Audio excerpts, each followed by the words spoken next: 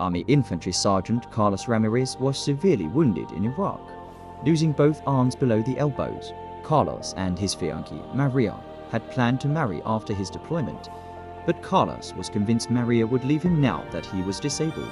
He pushed her away, telling her to find someone whole. Maria refused to leave and told Carlos, "I'm marrying you, not your arms. We're doing this." Carlos reluctantly agreed but was terrified of the wedding, worried about how he'd look, how he'd function, whether people would pity him. On the wedding day, Carlos struggled to get dressed in his tuxedo with his prosthetic hands. His best man and fellow soldiers helped him, and Carlos broke down crying. "I can't even dress myself. How am I supposed to be a husband?" His best man said, "Brother, Maria knows what she's getting. She's here because she loves you, not your abilities.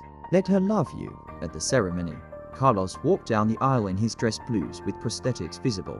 He was self-conscious, but Maria's face showed only love and joy. When it came time to exchange rings, Carlos fumbled with his prosthetics, struggling to place the ring on Maria's finger. The room was silent, some guests uncomfortable, but Maria held his prosthetic hand steady and helped him slide the ring on. She whispered, "We do this together, always." Carlos managed to get Maria's ring on, and she did the same for him. When they kissed, the entire room erupted in applause. At the reception, veterans from Carlos's unit attended, many also wounded. One veteran, also an amputee, told Carlos, "Brother, you showed us something today.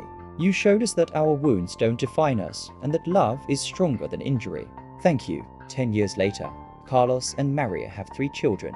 Carlos learned to adapt to almost everything with his prosthetics and became an advocate for wounded warriors. At speaking events, Carlos shows his wedding video and tells audiences, "I thought my injuries ended my life. Instead, they began my real life.